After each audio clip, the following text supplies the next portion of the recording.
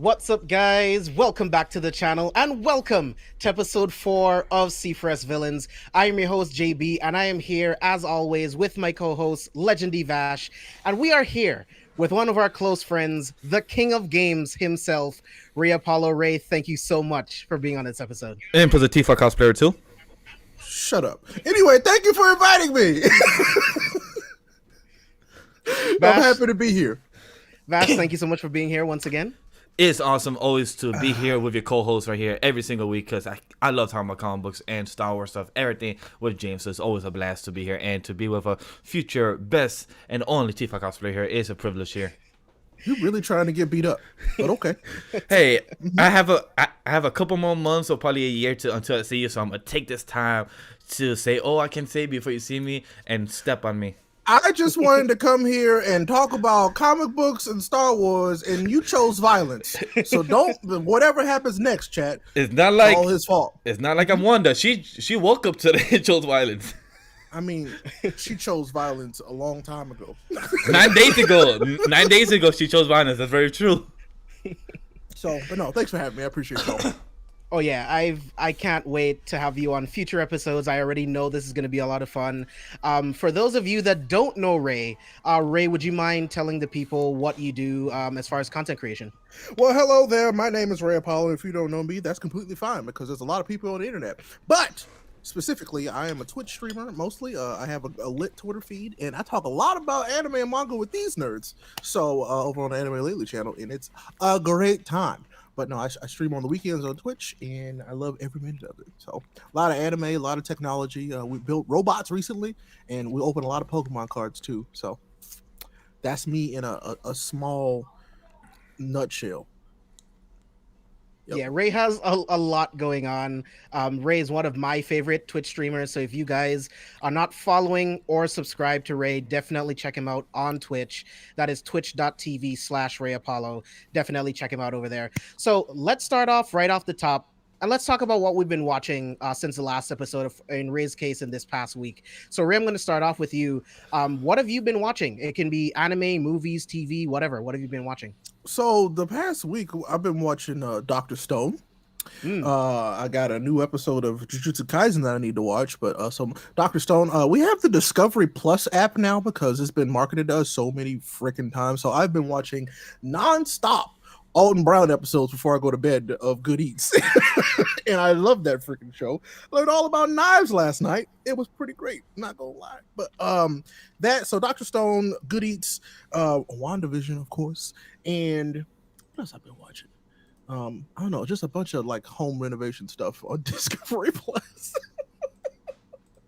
And it's been a good time. So yeah, cool. Vash, what about you?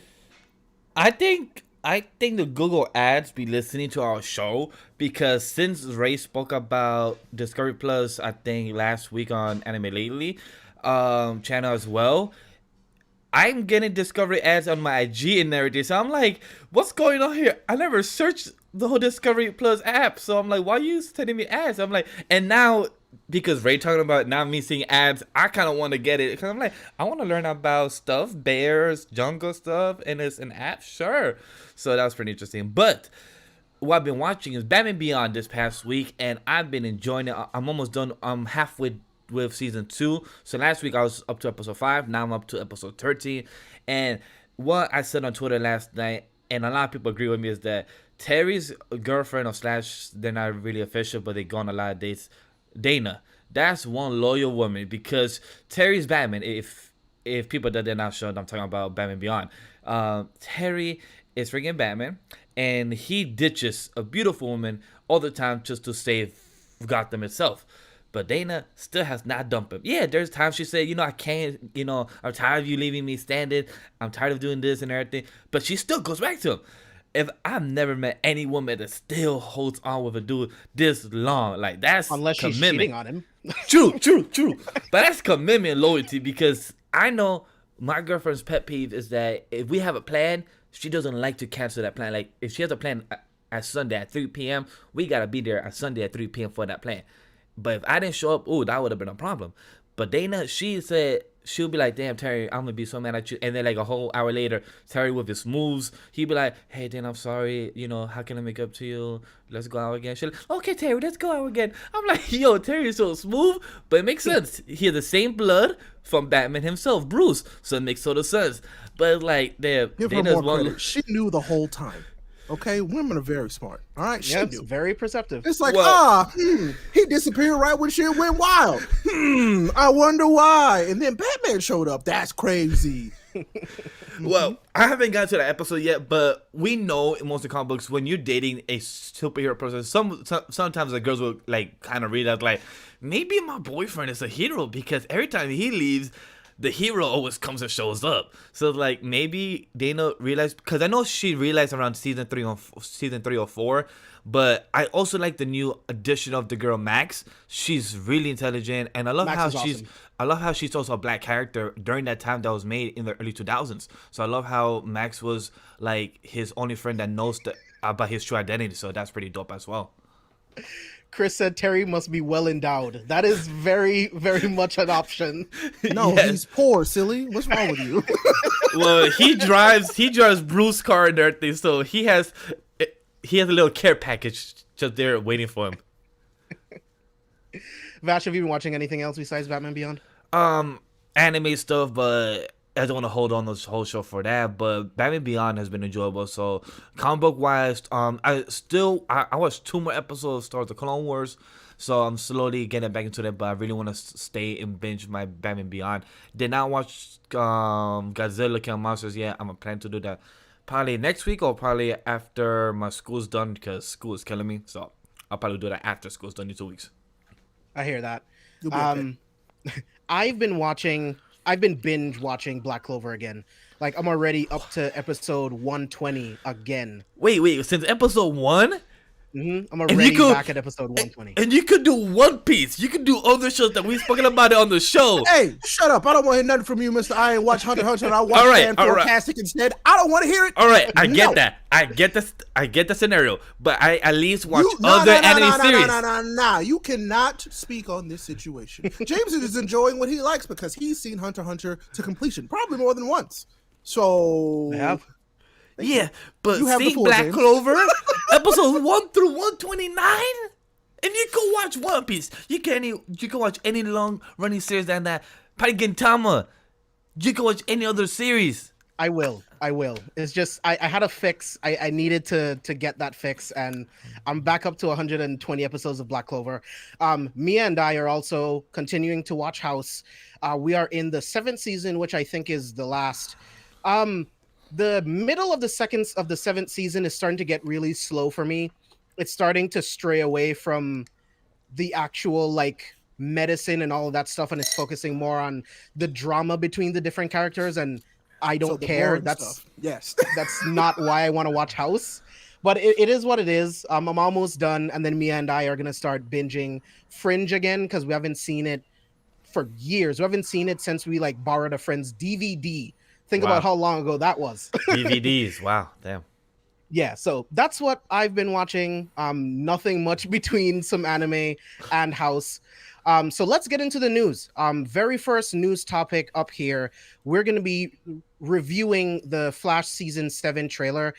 For those of you guys in chat that are not caught up, we won't go into super spoilers of anything that happened in Season 6 or our expectations for 7. We're just going to talk briefly about the trailer. So, Vash, have you seen the trailer? Do you want to go first? Yes, I did see the trailer, and honestly, like, I'm a big season of Flash. For those that have seen it, season 1 and 2 will be the best, and then is season 3 and 4 and 5 is just hit or miss. It depends on the arcs and the characters and the villains. But season 6, we're leading to season 7, it's just a mix on it with the whole type of Mirror Master, because Mirror Master in the comics is very good, and you have the whole mirror world. And season 6 is like she just wanted revenge. Like, we never knew what is it that she really wanted against, and we just found out later in the season that she wanted like revenge against her husband. And it felt very typical jealous wife. It's like, hey, you took my company away from me just because I got teleported and everything to a whole mirror world. And then this season, like, they're actually diving into Mirror Master. Maybe it's because they actually have more months to dive into an actual story instead of doing it within 3 months and having the arc ready. But from what we know, this after Mirror Master, we were supposed to see back Ilba Thorn, just we saw in the last like 10 seconds of the trailer. So that's what I'm more excited about. Like, no offense to the Mirror Master and no offense to the actress, she's probably did her best work or she's doing the best what she can with that story in what direction she's being given. But I'm more excited to see Ilba Thorn. Tom Cavanaugh does an amazing job as Ilba Thorn. He's fantastic, and to see him back, that chemistry that Tom Cavanaugh has with Grant Gustin is amazing. That's one of the most best chemistries on TV when it comes to comic book related. It's amazing. So I can't wait to see that again, probably by episode 8, 10, who knows how many episodes are confirmed. I don't know yet. Yeah. Rob, I'm with you. I feel like season 6 had a lot of potential, but because they had to stop production short, it kind of ended really mediocre. You know, like I didn't really necessarily care for the way it ended, but there is potential. As far as this trailer goes, I am excited to see what they do more with the mirror world since Iris is in there. I'm excited to see Barry and the rest of the team figure out the artificial speed force so that he can get his speed back and, of course, get a speed boost of some kind. Thawne is supposed to be the villain for the second half of season 7, and he's supposed to be a villain going into season 8 as well, but that hasn't been confirmed. So that's what I'm looking forward to.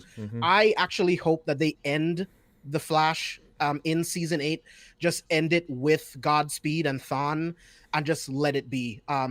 Season 4, 5, and 6 were really mediocre to me, and I think it's just time for Flash to end before it overstays its welcome. But Ray, what did you think of the trailer? So, I mean, the trailer was really interesting because, like I was telling James, before we started, I stopped watching The Flash probably mid-season 5. I just could not take it no more. I was like, I gotta tap out. I have to spend my time in other places because I keep spending my time here and I keep coming out disappointed. So I was like, nope, you don't want to do it. Then I heard some good stuff about season 6, and I was like, it's not enough for me to go back. But I saw this trailer. I'm like, I might dip my toes in more often now, which is fine. Because I like it. Don't get me wrong, I still like it. The Flash was my favorite of all of them when it first started, and it still kind of is. But I mean, Legends went the route that I was hoping the Flash would take. Yes. Which is just to have more fun with it and be less dramatic. And I'm like, oh, that's fine. Yeah. I'm like, again? But God, are you ever fast enough, Barry? That's what I was gonna bring us. Like, that's the one thing that annoys me every season. They say I'm the fastest man alive when they always start the show. But then if you go to those type of YouTube videos parody and they always make fun of like, you're the second fastest. No, you're the third fastest man. No, you're like the 7th or 8th. I think it should just be, and sometimes I'm the fastest man alive. But then I had to train to become the fastest man alive. But the last episode, so I could beat the bad guy, but to become the fastest man alive. See, this is what I'm saying. They should just replace it with sometimes I'm the fastest man alive, because it's not all the time, but sometimes I'm the fastest dude alive. But that's a disappointing part aspect where we as comic book fans are big fans of the Flash, of Barry Allen, or some people as well are about Wally West as well. Don't talk to me about Wally. Oh, I know. Trust me, I know. He was so underused in the show. Yeah, but disappointment. Yeah, that's my favorite Flash, and they actually ruined that for me. Because technically, Wally is much faster because he's more connected in the spiritual aspect.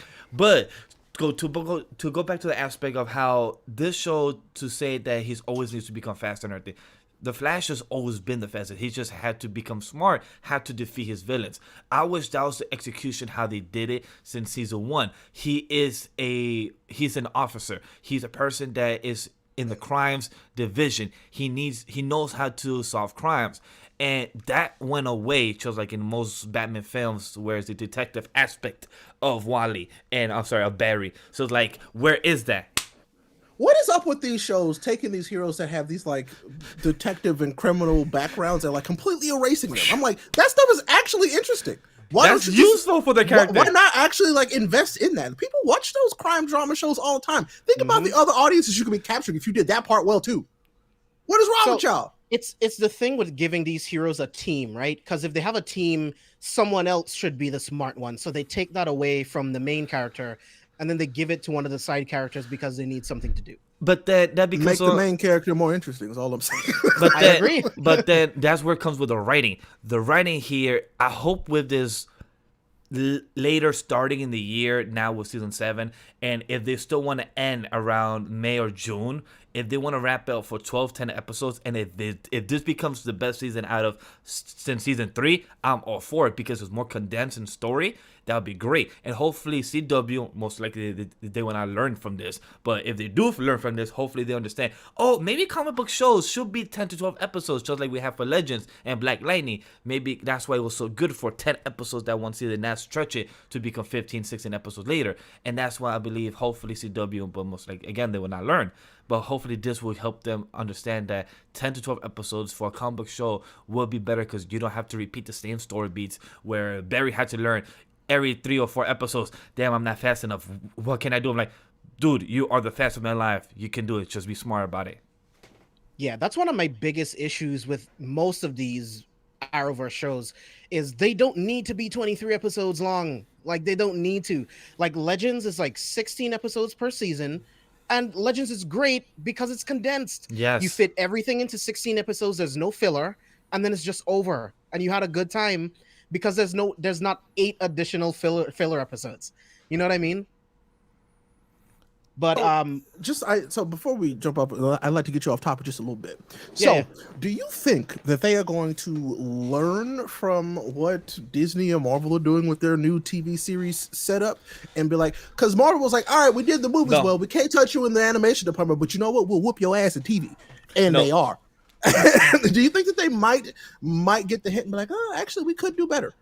They need a head division person to understand and to drive them in a direction where, hey, we have HBO Max, we have CW, let's keep our comic book shows and lead more into HBO Max. Let's lead them because we have Doom Patrol and Titans there. That's the only 2 shows. But then we had Stargirl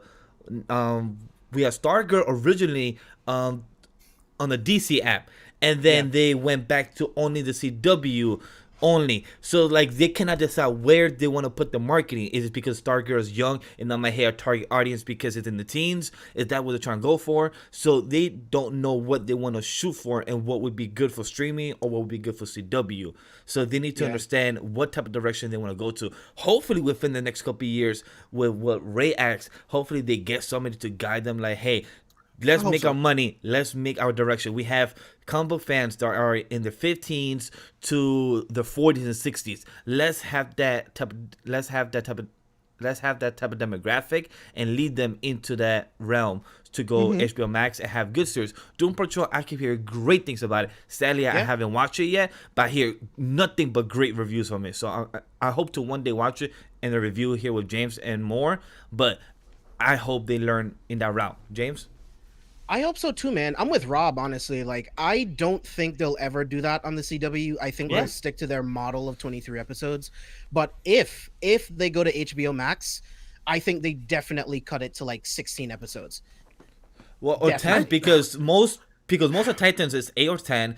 Doom Patrol is 8 only. So they know what they're doing, but that's most of those shows is produced by Jeff Johns, so he knows what he's doing. But Jeff Johns doesn't have all that power to say, hey, let's bring all these shows to HBO Max. He has some type of power, but I don't know if he could bring it within the next couple of years because he's also producing the Green Lanterns one in HBO Max coming, I think, next year or 2023.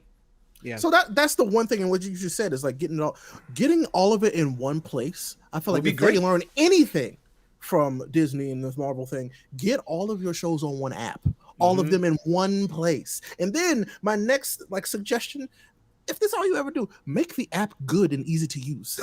Like just make it a good app and people will use it. I kid you not. That's the problem with most of these apps. They suck. And I'm like, put them on a good app that is like, just put it in a good app and make it good and all in one place. And you might, and I mean might, start to gain some traction there. Yeah. Bryce is like, they learn DC what? Oh, but no. It's crazy. Sometimes I feel like they're learning and then they take like 3 steps back. And I'm like, what are you doing? So to talk about the CW, and I don't saw it on the news, but if you guys have you guys watched Riverdale?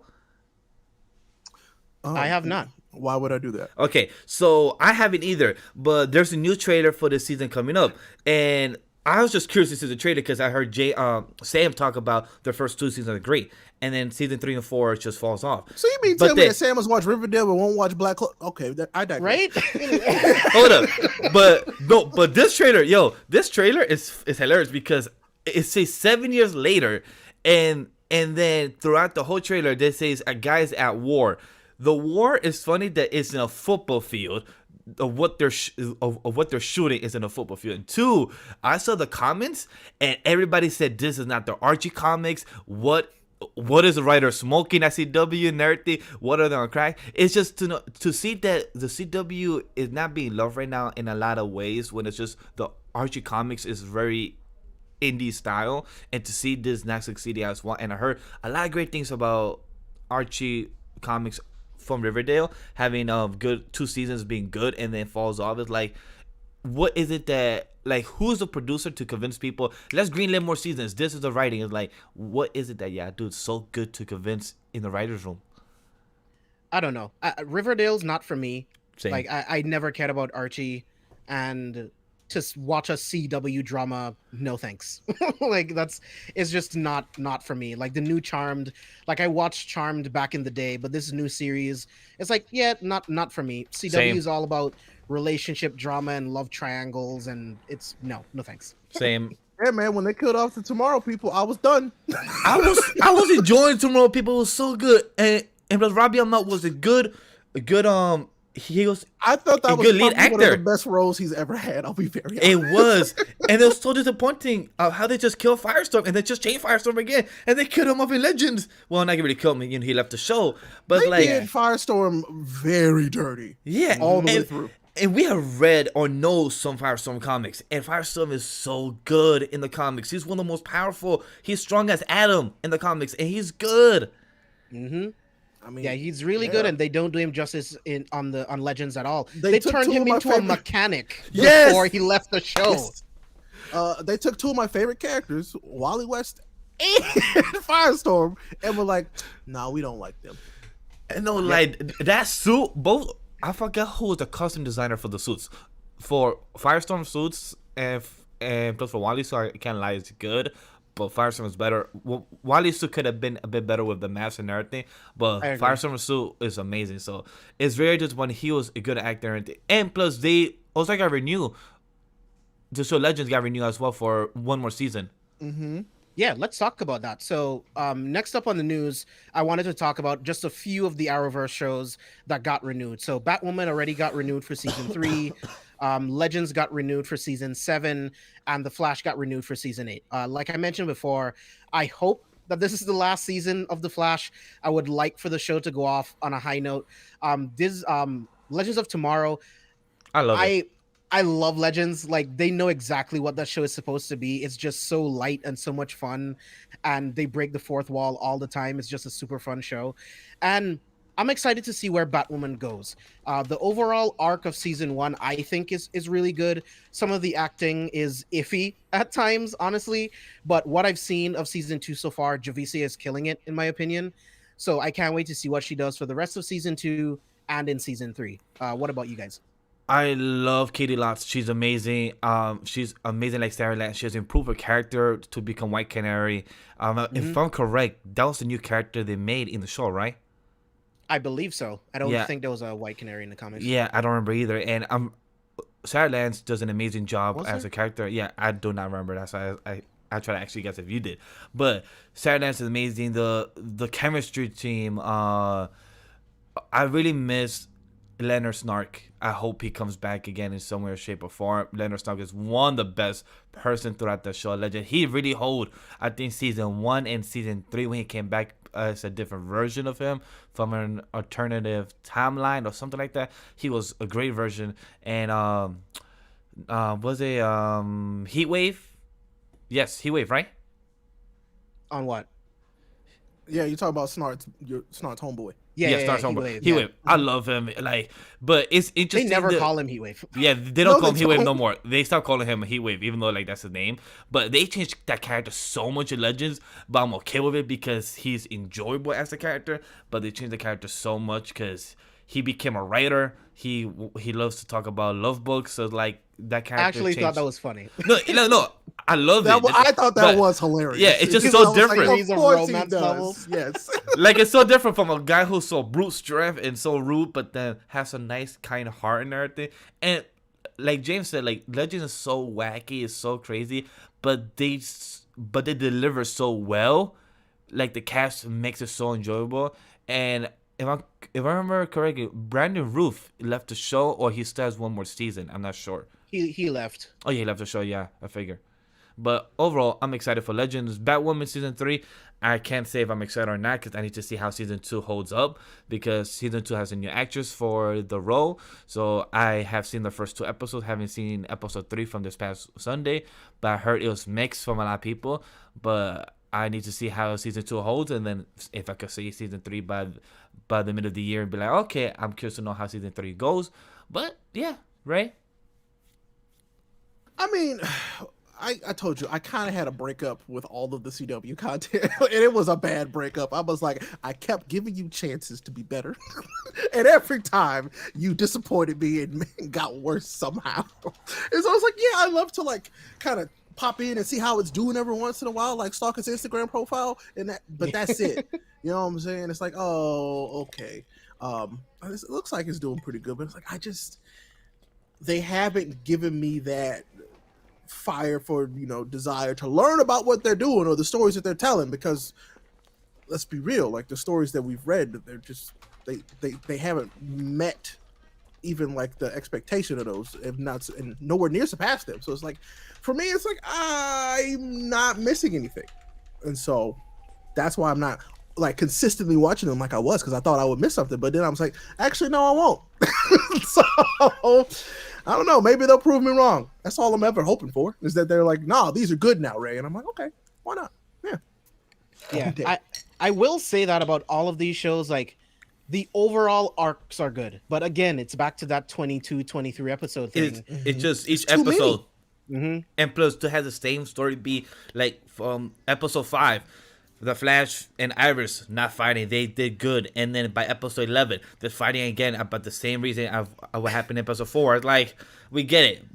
Marriage couples go through that, but so like this trailer for season 7 looks like a trailer from Doctor Who. Not go front. Yeah, It looks like somebody watched Doctor Who and they were like, let's do that. And I was like, okay. Yeah.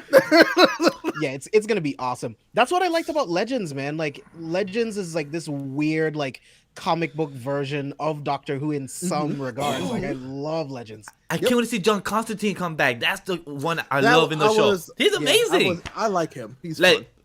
when we talk about characters that are meant for a role, like Robert Downey Jr., like characters that are meant for that role, John Constantine, I forget the actual actor's name that plays Matt for that. Ryan. Matt Ryan, thank you. I met him.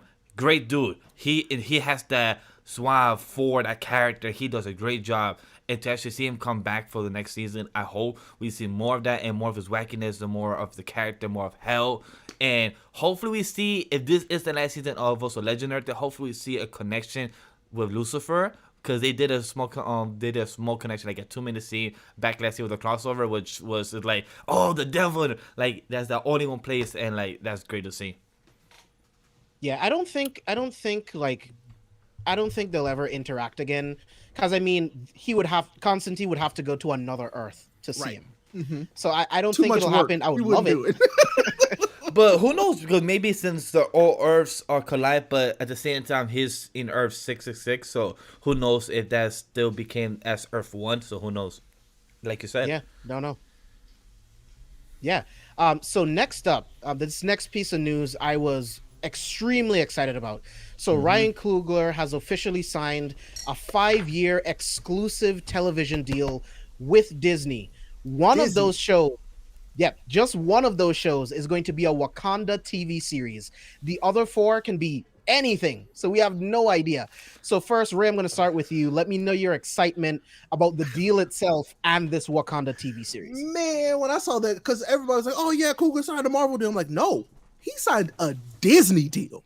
That was the big thing for me, because it's like, yes, Coogler's talented, and yes, I love his stuff that he did with Black Panther and Wakanda, but he has so much more room to do so much more other stuff.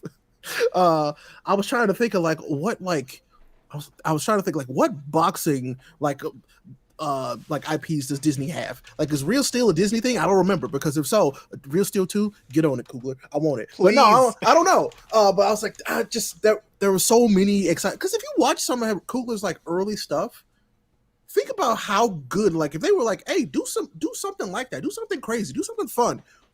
He can make some pretty incredible stuff, and I'm all for it, to be completely honest with you. So I'm just like, yeah, give him a like a Disney cartoon property. Who knows? Or give him literally like, all right, hey, give him was the Iron Giant Disney? I don't even remember. I'm like, give him something fun. And I'm like, he could make it happen. I think.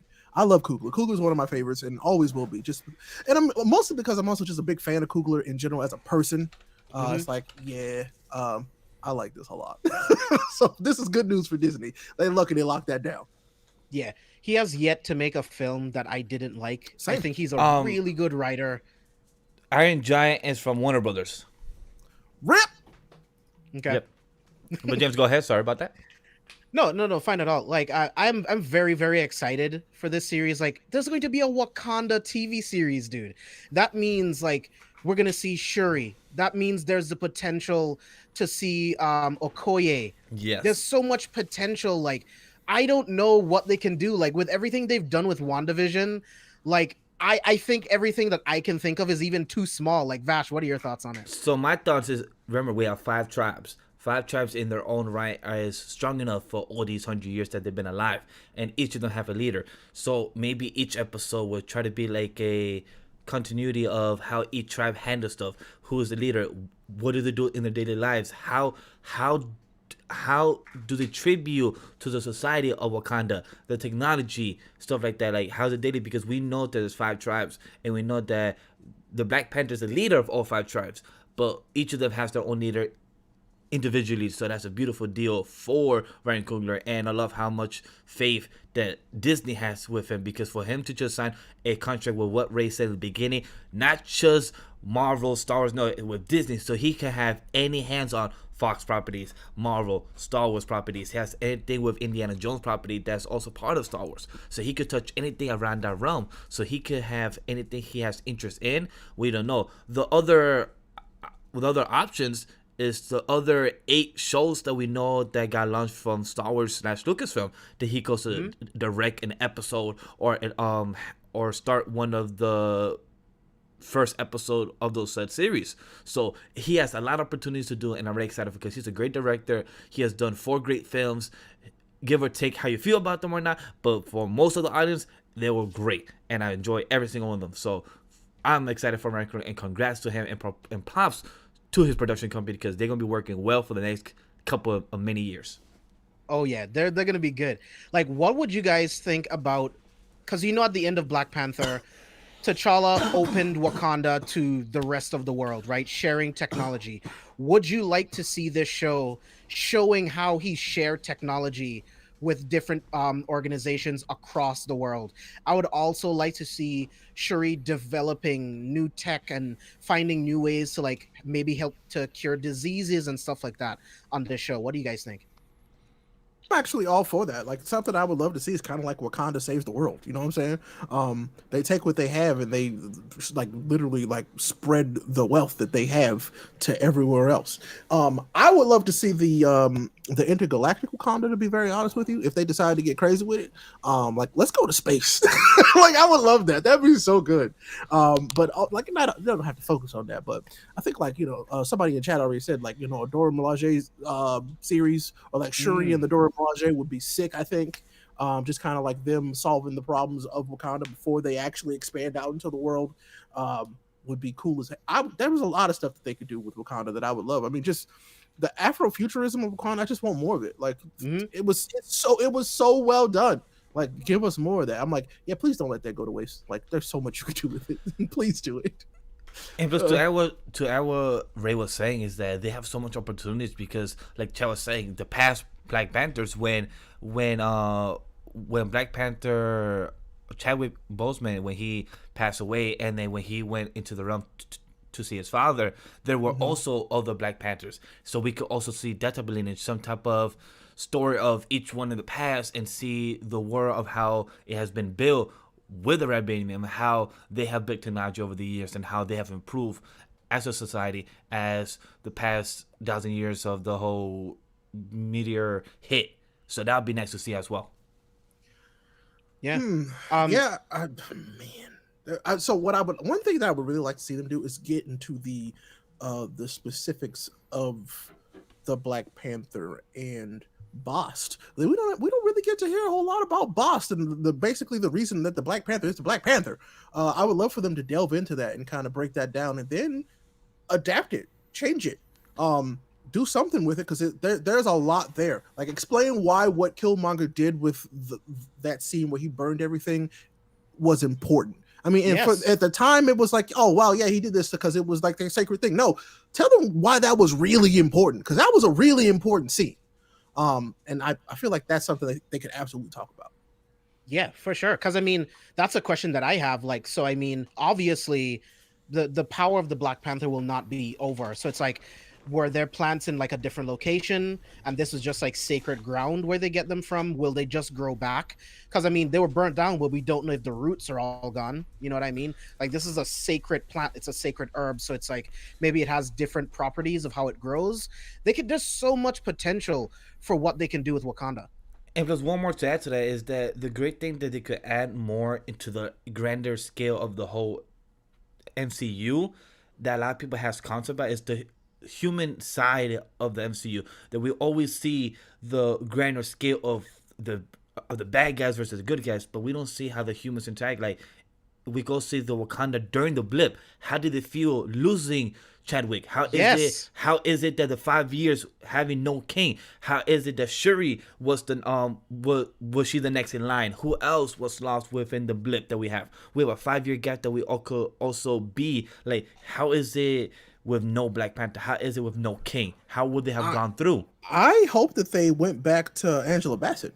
And relied on her as a leader, because I feel like that's a very strong actress that you should not let get away. Disney, please, please keep Angela Bassett, because she was fantastic. So yeah, that makes sense. She is the Queen Mother, so it's exactly. Like, that makes sense. That's what I want to see. Like, I would assume that it will fall back to her because Shuri wasn't ready. And it's kind of like them building their relationship and kind of the rips that would come between them as like she's learning to take the throne would be amazing as a show. Not just because of the significant cultural value, but just because of those two actresses working together would be great. Amazing. I like your idea, Ray. I definitely go with that. Yeah, I would definitely love to see that on a Wakanda series. But man, I am very interested to see what else Coogler is going to do. A 5-year exclusive deal with Disney. That means so many different things. There's so many Disney properties, Pixar, Marvel, Star Wars. It could be anything, bro. Because like, and Fox too. Yeah, if they give Coogler a Star Wars anything, I'll die. Right? I'll actually die. Like, maybe he could actually do Finn good. I'm just saying. Yeah, I would love to see that. There is so much potential for this Black Panther series and for what Ryan Coogler has cooking up next. Like, in Feige we trust, man. Like, Kevin Feige knows how to find talent, he knows how to keep talent, and he knows how to let them do their own thing. So I am super excited about this. There is another piece of Marvel news that I wanted to talk about, our last news topic of the night. We finally have a working title. I'm not sure if this is the official title for Blade as of yet, but the writer of Watchmen is going to be the writer of Blade the Vampire Slayer. I cannot wait for this. This news came to us from THR earlier today, and I am losing it over this news. Watchmen, I have only heard great things about that series. People are losing it that there's not going to be a follow-up season. And for her to be writing the Blade movie with Mahershala, sign me up. I love the news. I love the news. It's amazing. Blade, if you guys know in the comics, he is ruthless. And just to see that title, Vampire Slayer, it suits his name, because if people don't know, take a spoiler alert, he's half vampire. So to actually have that name like there slap on the title, I'm excited. And to see any type of connection with other characters that we have is exciting, because hopefully we see some type of Morbius, some type of Peter Parker, aka Spider-Man, with it, because they have a connection in the comics where their storyline sync up.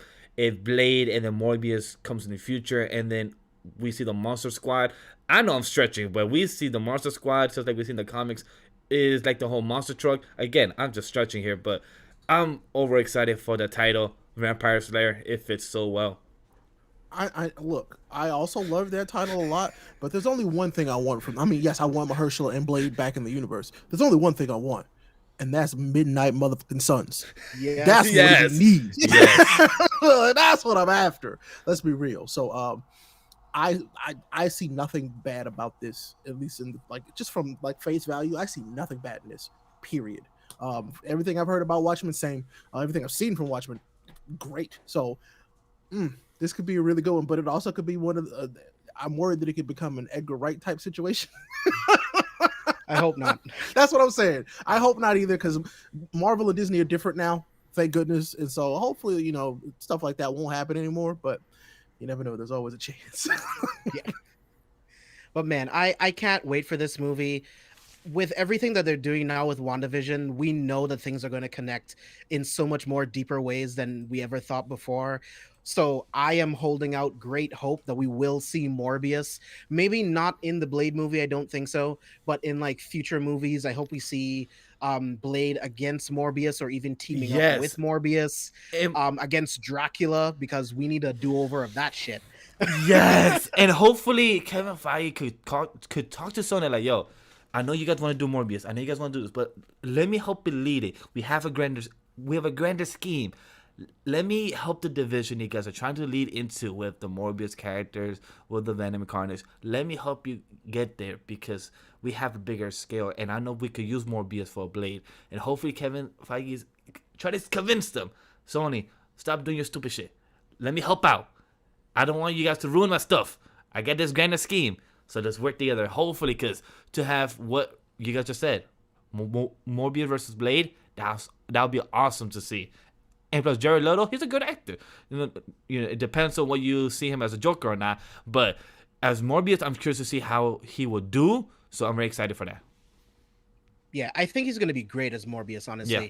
And I don't think it's fair to critique his performance as Joker, because we got like 15 minutes. Like, it's just not enough. Yeah, it's just not enough to even get a feel of what that character was like. I think Suicide Squad on a whole is a wash, but I mean, it is what it is. But I would love to see in a future, like Phase 5, I would love to see Blade and Morbius like fight and then end up like teaming up to fight Dracula. I think that would be insane. And with everything that we've seen in the MCU so far, it's not far-fetched at all. It's not. It'll be exciting to see that, and maybe that could be the next type of Avengers film where they have to fight Dracula. Who knows? Yeah. That's it that we have for news. I want to move into our main topic, number 1, where we are going to be talking about 1 or 2 movies that we think would work much better as TV series. With everything that we've seen going on recently, we've seen that the best Star Wars that we can ever get is on TV. Whether it's Clone Wars, Rebels, Mando, it's the best Star Wars stuff that we've ever gotten. WandaVision is already proving itself to be some of the best stuff we've ever gotten in the MCU. Falcon and the Winter Soldier is coming up. We're also going to get the Loki series. We're getting She-Hulk. And again, WandaVision is just the basis for how great potential we have for these future shows within the MCU. So I want to know 1 or 2 movies that you guys think that you love as movies, but you think would work way better as TV series. And Ray, as our guest, I want to start with you. Blade Runner. Yes. Oh God, yes. Like, that was when I read that from you, I was like, I would love a Blade Runner style like movie, like show of this quality and production. It will be so good. It will be so good. I want that real bad. Like, I just love like futuristic like worlds and settings like that. Imagine it being this well done. That would be like my all-time favorite show. Like, it would be so good. God, it'd be great. Because I think it was, I can't remember, don't quote me, but I think it was the year 2022 in Blade Runner when there was the blackout. The TV series could be about the years of the blackout. Exactly. Oh my God, that'd be sick. There's just so much, like, there's so much stuff they could do with that universe, like as far as a TV series goes, especially like just mini series within that as well. Like I'm like, yeah, Walking Dead's cool, but could you imagine if they done Blade Runner instead? Yeah, right. I still need to watch Blade Runner, both of them. I haven't seen them, but I still need to check watch it them. out, bro. The first Blade Runner is my favorite movie of all time. It's one of my favorite movies. Like I love the first one.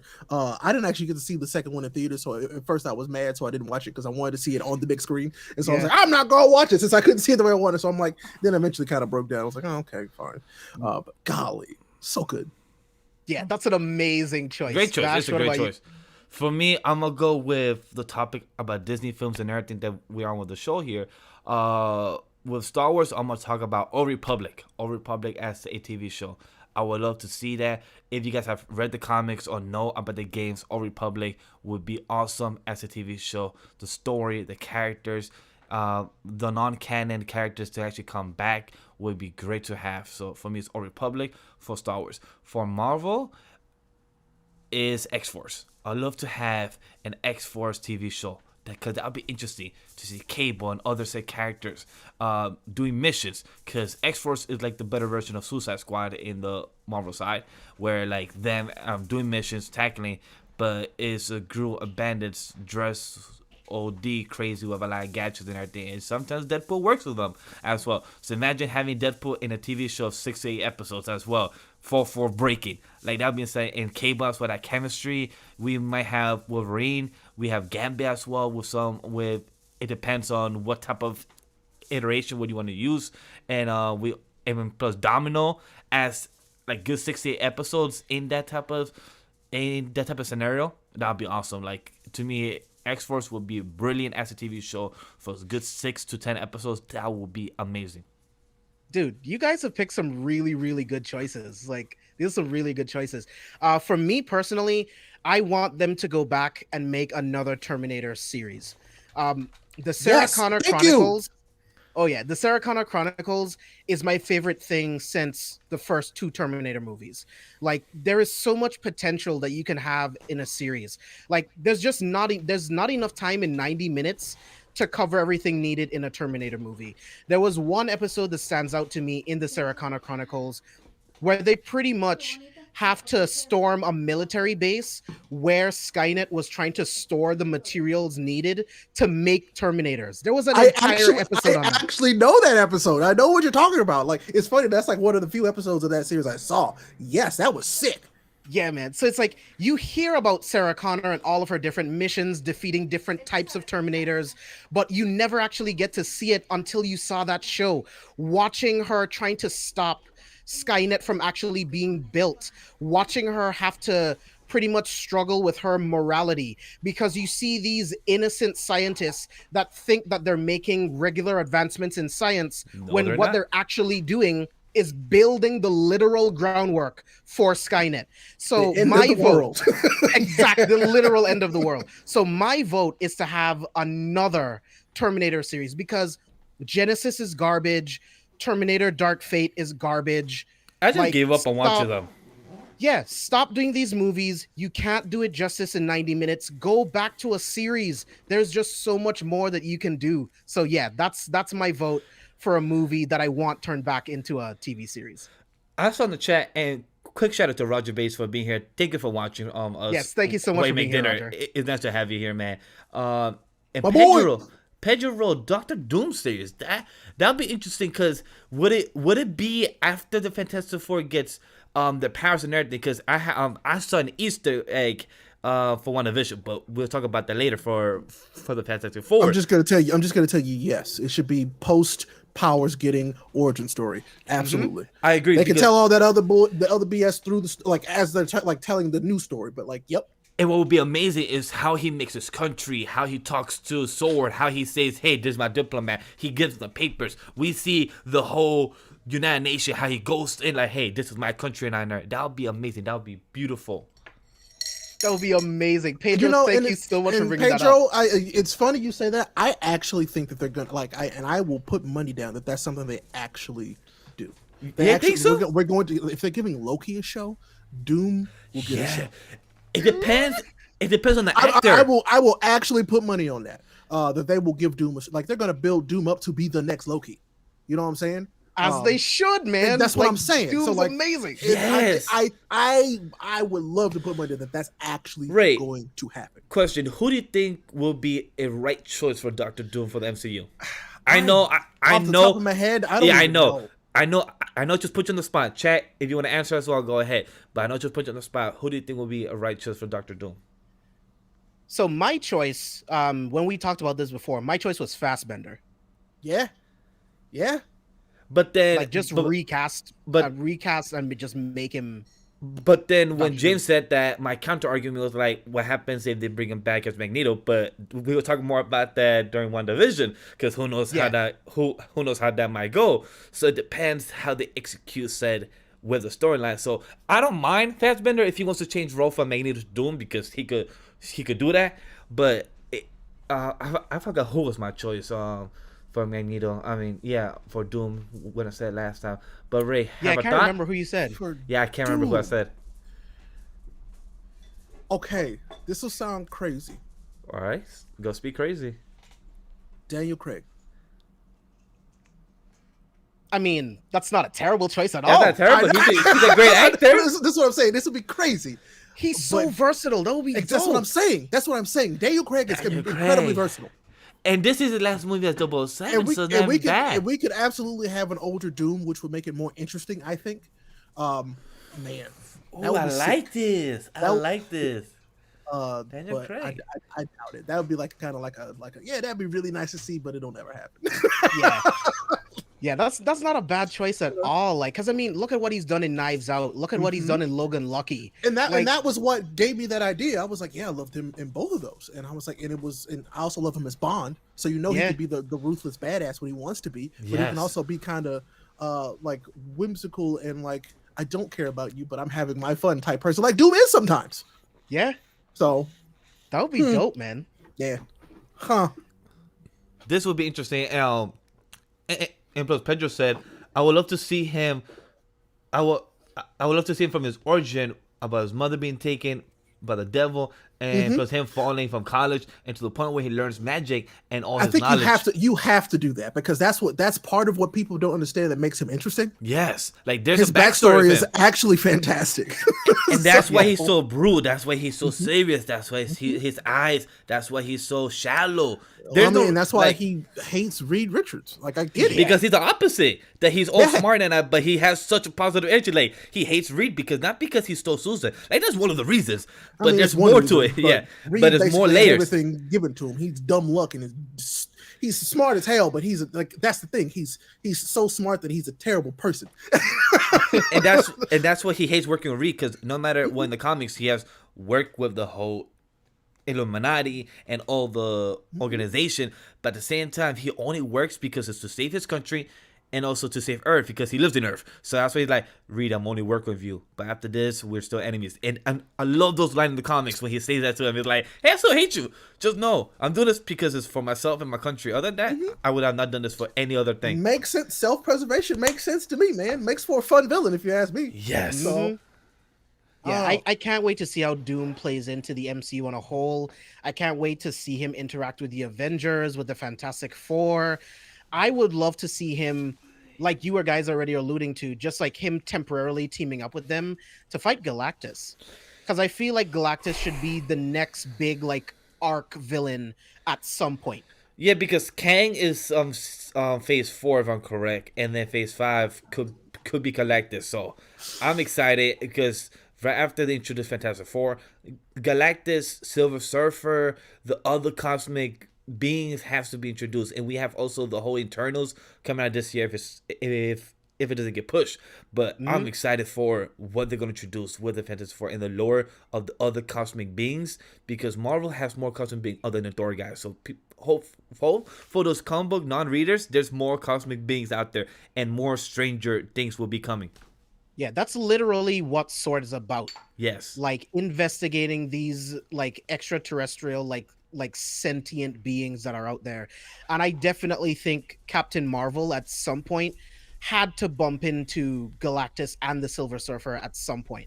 So I'm very, very excited to see whenever that comes around full circle. So let's get into it, shall we? Let's get into main topic number 2, our WandaVision episode 5 full spoilers discussion. So if you guys haven't seen episode 5 of WandaVision, put on earmuffs, watch the episode, come back, because we are going full spoilers, guys. This episode was amazing. Because Roger, I know you have not seen it yet. Maybe quick, go watch quick it. Side tangent, just like I had one more idea for a thing that should be turned into a TV show.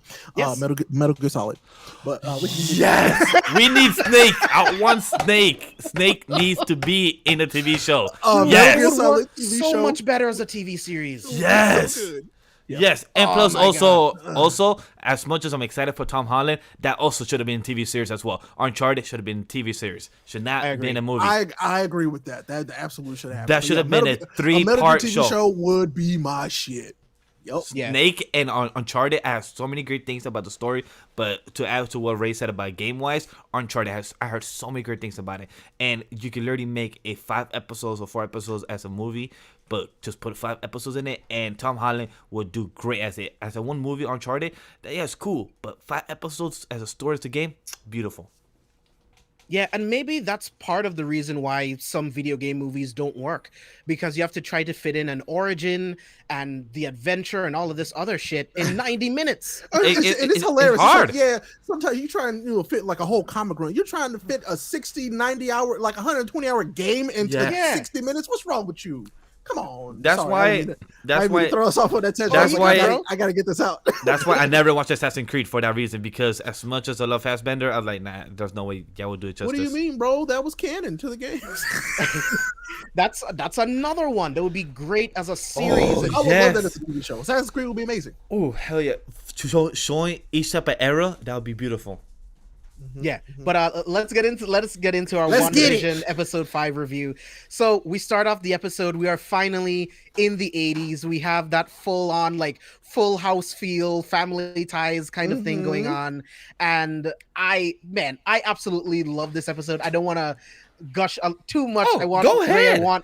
Ray, I want you to go first. I want to hear your thoughts first, and then I'll give mine. This episode was so freaking good because they captured the 80s aesthetic of 80s television perfectly. And I'm like, y'all, like, I guess we have all the technology now that we absolutely can make that happen, but they did it. And it was down to the music. The music was perfectly 80s sitcom. And I was like, oh, and if you did you listen to like the lyrics of the new song? Yeah. I'm like, y'all really thought about this. I was like, oh my God. They're detail orientated for everything, and I love that. But I could not, like, I love the duality of this show because now we have the split. We know where it is, and that there's layers to where, yes, this exists, but it doesn't. It is like, oh, okay. And I just love how they have like slowly peeled back the layers of this onion every episode. They're like, we'll pull this one back, then we're gonna pull this one back, and then it's like, oh wait, we're not gonna pull that layer just yet, but we're gonna pull down like the outer skin of it so you can see just a little bit behind it. And oh my God, I think my favorite part of this whole episode was Vision. Paul Bettany has absolutely crushed every episode of this show. His range, as we've seen, is incredible. Dude is amazing. I love watching him be Vision. He's so good at it. I'm like, God, who would have thought that I would have liked Vision this much? Like, yeah, right? It's because this dude has given Vision so much life. It's insane to me. I don't know. I loved it. And like, yeah, I mean, Wanda's still great, but like Vision is like, I'm like, no, Vision's like, you're like the one that like we're trying to figure out how you get out of this and where you are in this, actually, because we found out that he is technically there. Yeah, it's like his mind is there, but not really his mind is there in a way. Well, I mean, if we're just gonna go into it, I mean, she recreated him with just the memories that she wanted him to have. Yes, because she didn't want him to remember that he's technically dead. But Vision being Vision, as a super AI, would start to figure out something's not right in this. And it's like, as he started to figure it out, I was like, oh no. So is she going to give him his memories back? Or is someone from the outside going to give Vision his memories? Or someone from the inside, because I don't want to jump into the ending scene, but she said herself, I did not do that at the door. So somebody also, a cosmic being that is causing the inner workings, because the character Agnes always mentions Ralph. Always says, oh, my husband is not home. Oh, it's not like he would, I sprayed his lavender. And if you guys know about what people believe about lavender, it tries to push evil spirits away. And it gives that foreshadowing that if you guys have read the Wanda comics, there is a demon that involves around Wanda origins. So maybe that's the origin that will give the not just Wanda. Yeah. Okay, so go ahead, say it. Go ahead. So we know how Spider-Man Far From Home ends, bro. Yes. How does Spider-Man fix that in the comic books? He makes a deal with the literal devil. That's dude. So Mephisto is obviously involved in this. Like, he has to. He has Mephisto is definitely part of this. So my other thought, the mailman, is that it's the Apocalypse twins. And the mailman and Angela are the Apocalypse twins. Wait, who else? Wait, who else? The mailman and who? And Angela. What's her name? Yeah. Okay, Angela Basswick. Okay, so you think both of them are the twins? They could be the Apocalypse twins, or one of them at least is an Apocalypse twin in some way. Yeah. So here's my theory, right? I think Ralph is Mephisto, and I think Agnes is Agatha Harkness. Right. She has to be. I feel like her name is too much on the nose. If you split it's way on the nose. Yeah. Yes. Agatha. Ness, Harkness. Like, I feel like it's so on the nose. And the reason why, like, she's so, like, aware of everything that she's happening is because she's an extremely powerful witch. Like, Agatha Harkness has been around since the Salem witch trials. Correct.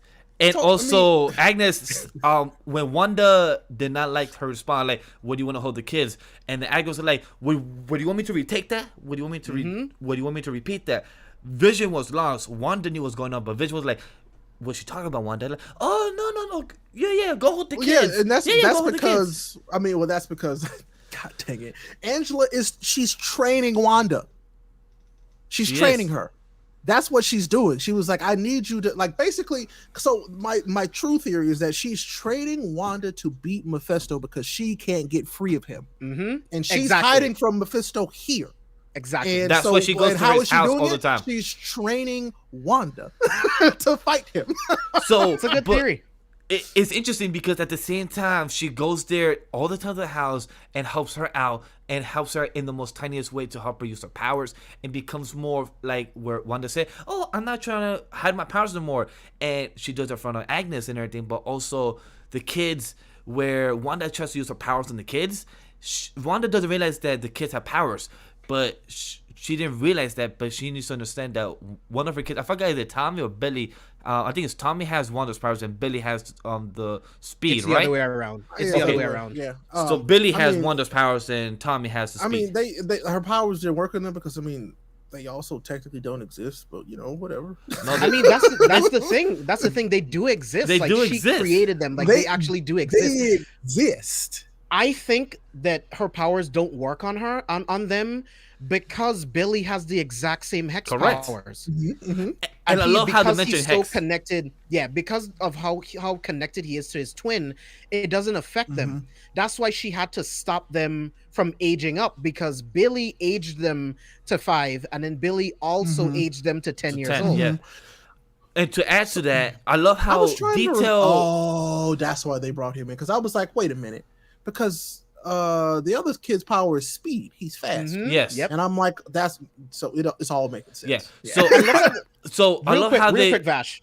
Real quick. So one thing on the kids is just when you look at the kids, you look at the color scheme of their clothes. I was just about to say that.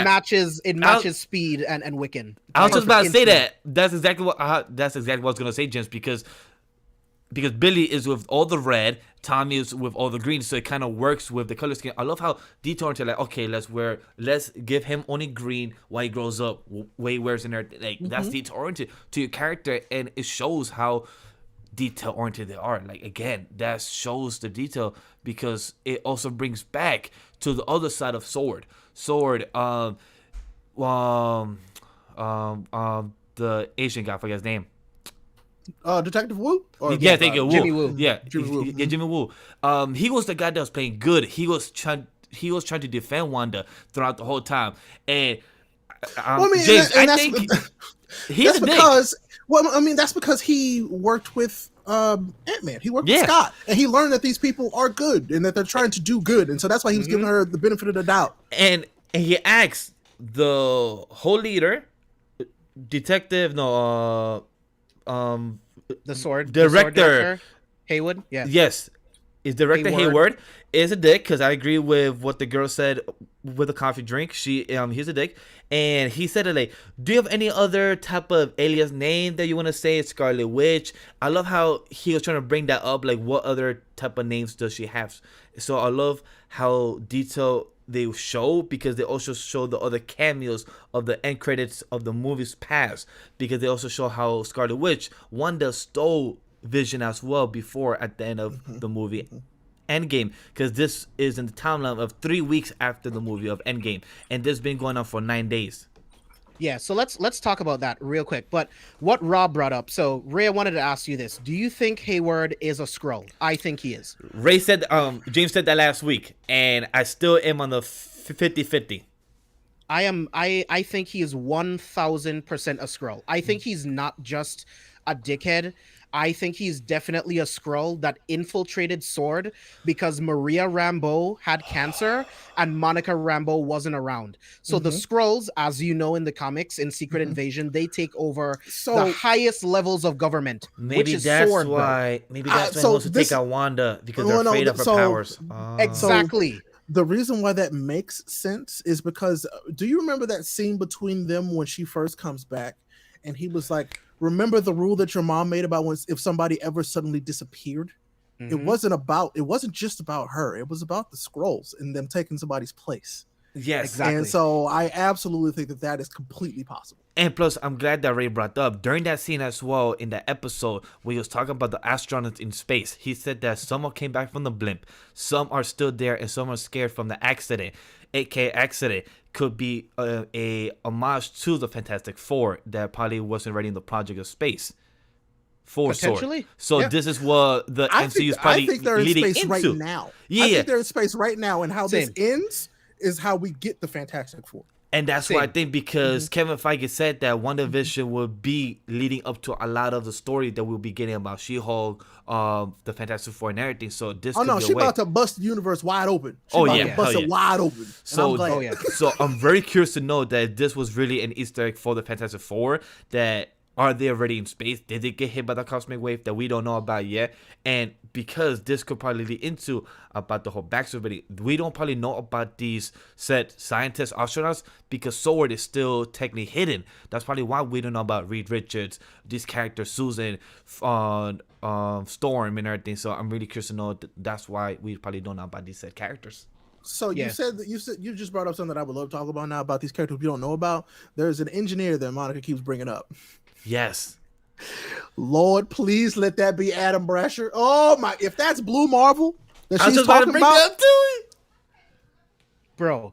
Because when she said that, I'm like, who else could it be that we don't already know? So it's like, if it was Jane Foster, they would have told us that already. If it was Selvig, they would have told us that already. Exactly. They would use their name. An aerospace engineer. Blue Marvel, bro. It has to be him. It has to be. Because there's no other type of scientist. Like, if it was like the Hulk, if it was Bruce Banner, if it was like other scientists that we know already alive or not from the blimp, they would have said it by word. But for them to use a foreshadowedness, hey, we need some scientists. What other scientists do we know that's not already dead or not confirmed? It would have to be like, so in a perfect world, it is Adam. And Adam is an aerospace engineer at the time, but when whatever happens with Wanda, this bust open and it basically brings antimatter into the equation, he becomes an antimatter specialist. And yes, exactly. That'd be so good. Because what me and James have spoken before, if you have read the House of M comics, she has taken mutants' powers away, and then for her to explode these powers of hers into the world, we said that this would be the inverse of the House of M, where people would get mutant powers. Yeah, that's what I think. I think, like you just said, Vash, in the House of M, she erases mutants, and I think that something's going to happen between WandaVision and the Multiverse of Madness, to where like something cracks in the multiverse and we end up with mutants.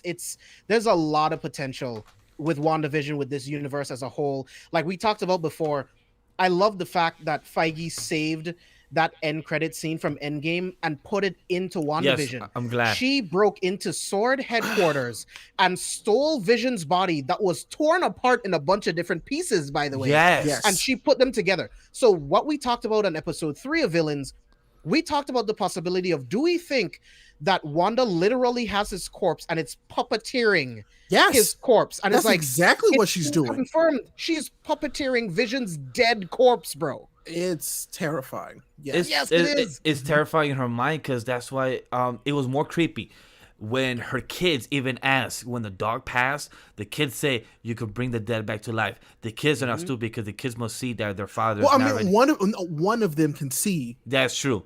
One of them. Their dad's real face. And they true. Yeah, because they don't have the heart to tell her. These kids are very smart. We've already noticed. Hey, Dad, you seem gray instead of all colorful. What's going on? Are you dead? So for them to, but there's no way the dog actually died. I think Agnes killed it to do this. That's something I was thinking of too. It's like, did Agnes kill the dog? To see, I think she did. I think she did. I think she did. Because the plants that she says the dog was eating is very harmful to dogs in general. Yes, it is, yeah. So it could be true, but did she kill the dog? And for what purpose? But it's to help Wanda realize to know what she's doing. Exactly. She's training Wanda, remember? She's training her to realize to know. With her bringing I think that Angela brought Pietro back to like heal that wound, to kind of like mend her, because as you can see, she's on the verge of a break again, and she can't risk her breaking here. And so I'm like, ooh. But then again, I still don't totally believe that that's Pietro. Like that's something else I wanted to talk about. But it will become Pietro, is what I'm thinking. Because so at least like right now, it's definitely not. But because he's playing a different personality. He's like, hey, how you doing? Like, he seems very 80s feel. So because he's still in the reality. He's still in the 80s. Yeah, and they built him to like match what she'd already built. And plus, I'm happy how our girl Darcy said, "Oh, they recast Pietro." I'm like, she like noticed that. She like, hold up. Line in the whole episode. Like, they cast because not only was it fourth wall breaking, but it also was very relevant to the show. I was like, holy shit. And plus, what happened in the 80s is that some people gets recast. It's just like what happened in Fresh Prince of Bel-Air. A lot of people don't really talk about it, but people get recast, like Auntie. No, but I'm saying in the actual show, all them got replaced. They made jokes about it too. Yeah, so it's very funny how she said it, like, oh, they recast Pedro. I'm like, yeah, they actually did. And me and James saw the leak before we saw the episode. We saw the leak for episode 6, and so we know a bit of what's gonna happen for episode 6. But I'm excited to see the more stuff that don't worry guys, me and James are not gonna talk about spoiler for episode 6, but it's excited for what's gonna be into the character of Pedro and everything else. But it threw me off that they actually brought Evan Peters back, which I'm happy for. He's a great version of him, of the character. But I was hoping we get the one of the MCU, because I wish they would redeem that character. I'm curious to know if we're gonna get him back as well. Have two versions of him? I don't know. Yeah, I don't know. Like we talked about on last episode, I would have preferred it to be Aaron Taylor Johnson. But in this case, Evan Peters makes the best choice, right? Yeah. Because the fans prefer him and what he can do. And it also bridges the gap between the MCU part of the multiverse and the Fox X-Men part of the multiverse. And because Wanda recast him, one of my theories is she just plucked him out of another part of the multiverse to replace Pietro. My other theory, like Ray already said, is I don't even think it's Pietro at all. But it could potentially turn into the Pietro that we know. So it's a lot of different ways that it could go, man. Because I mean, I also see like, she's puppeting around this dead Vision, but I also see her like literally physically, like actually bringing him back to life at like towards the end of this, because she said you can't bring back the dead because she can't technically yet, because I absolutely think that she will. But that's what sends this whole thing over the edge, because that's a big deal. And plus to add to what Ray is saying, to bring stuff back from the dead, but also of how she could change stuff into different format reality. Because even Monica Rambeau shot her dress outfit that she was wearing Kevlar, and that whole outfit is still 80% Kevlar. It went from a vest suit to a whole dress suit that she was wearing from the 70s, right, guys? From the 70s, right? Still, that episode was 70s, right? Yes, that was 70s. Yes. Yep. Okay. So she has a whole 70s outfit where it has 80% Kevlar. So that means it's possible her kids will be coming out being full 10 years old or probably 15 years old to be the next future Young Avengers. And then we have Pedro coming to become real. If they make it out of this, let's be real. Yeah. But trust me, if they don't make it out of it, Wanda's gonna be broken. But I think that's the point. Yes. You do they let somebody this powerful continue to run around in this universe potentially? I don't know. They've had problems with this in the past where it's like, well, we can't let them be that powerful because then we can just do whatever we wanted. And so I'm like, they write themselves into a wall sometimes. So I'm really curious to see how they get out of this corner with Wanda, because they've already confirmed. They said it in the episode. She could have beat Thanos by herself. Oh yeah. I'm glad they finally said that. Thank you. Finally, because it was true. She could have beat Thanos by, if she had the time, she would have turned him into a flesh can. I'm glad you brought that up, right? Because what I wanted to talk about was Monica Rambeau's comments to Captain Marvel. And I think the reason why she's upset with Carol is very obvious. Yeah. I don't think that they've seen Carol since the 90s, and I don't think Carol even showed up once while her mother was in the hospital with cancer. What I told my wife is she, first of all, didn't I'm sure they did some kind of I'm sure there was some kind of service, and she probably asked if she was there, and she wasn't. And then yes, she also didn't have a single visitor while she was gone, which that means Carol never went to see her. So of course that's some bad blood.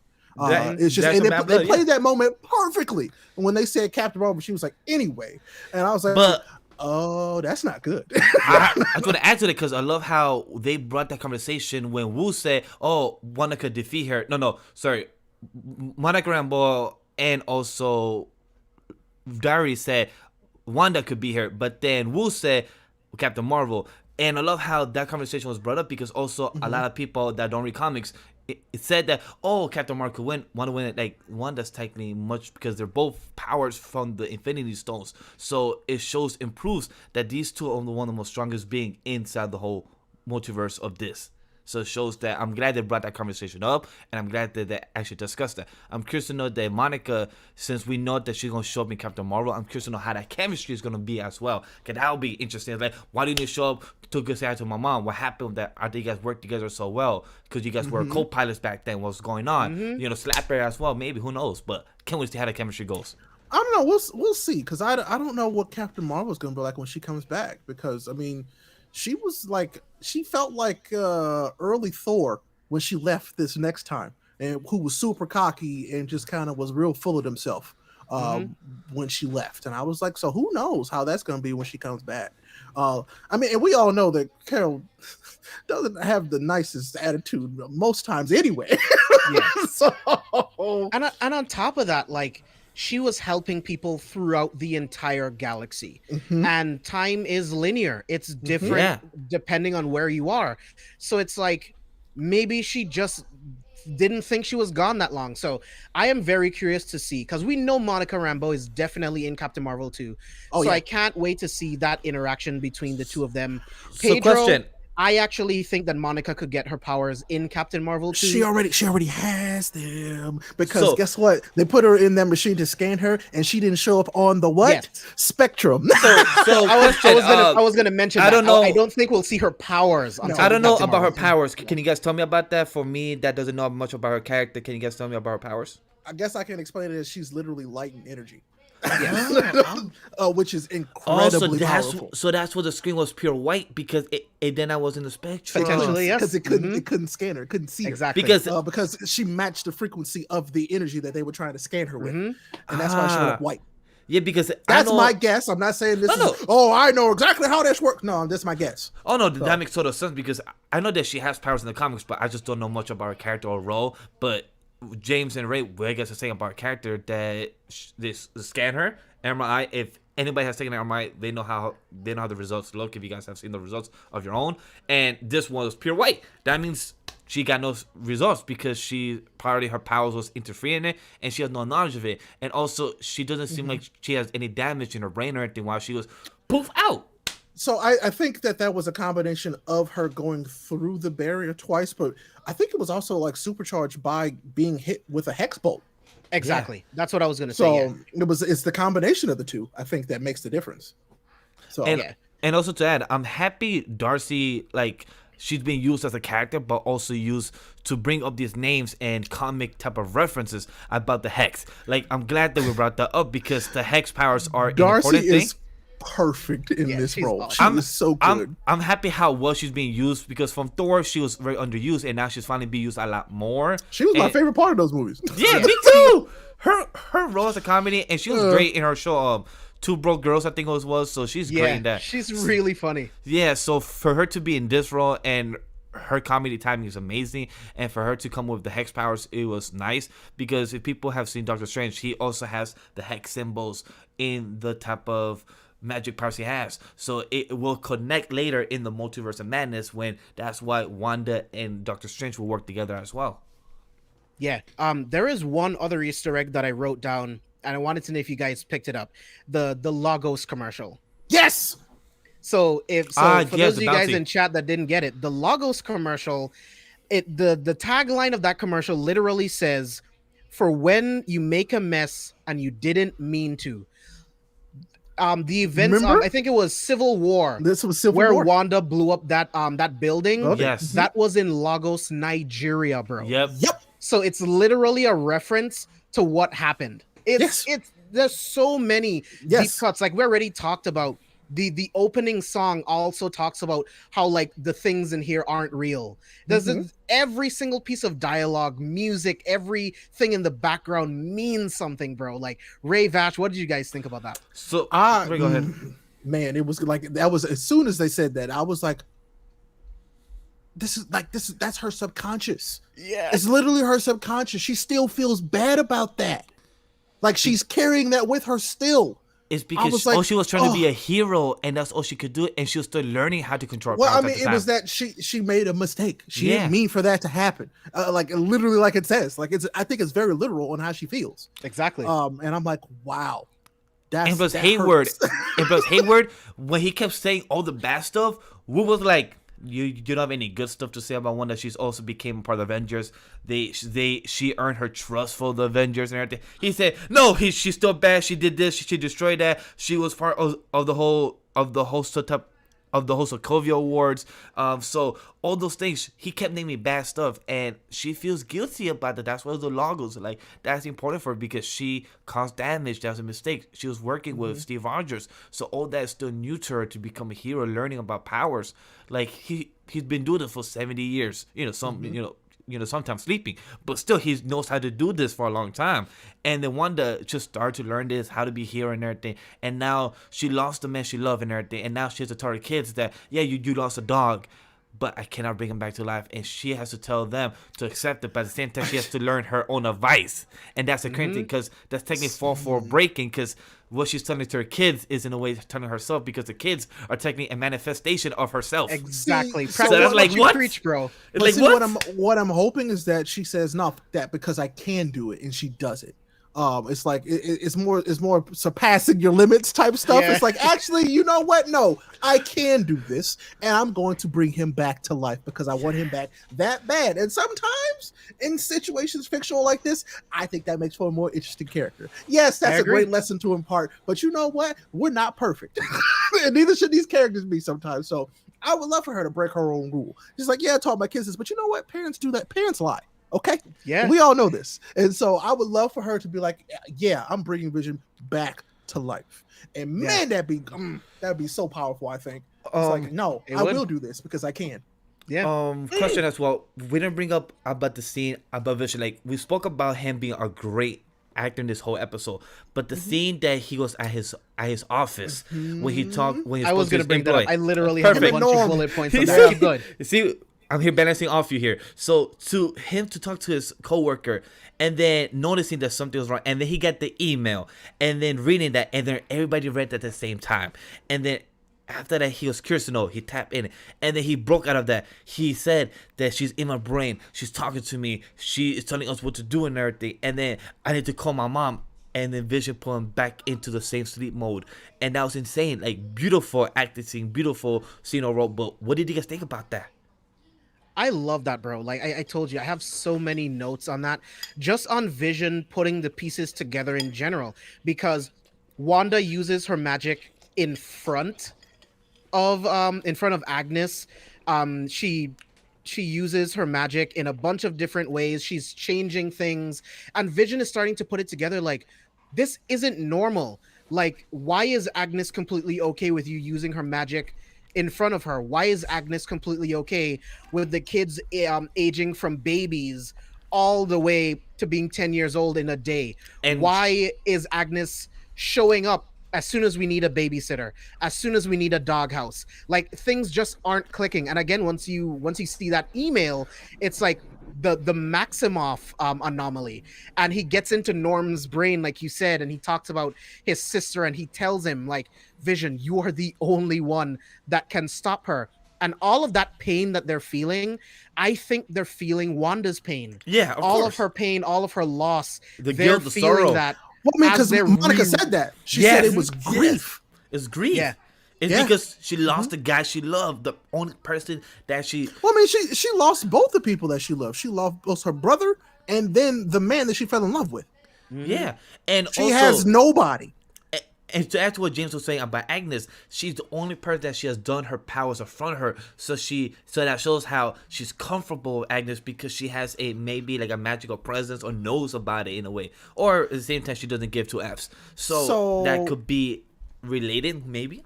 Quick question. I don't think it's Wanda that's editing the show. It's Agnes. I don't know, man. Wanda. I still think it's Wanda. I mean, in certain parts, yeah, but I mean, most times I think it's Agnes, because remember when the glass broke? She was freaked out about that too.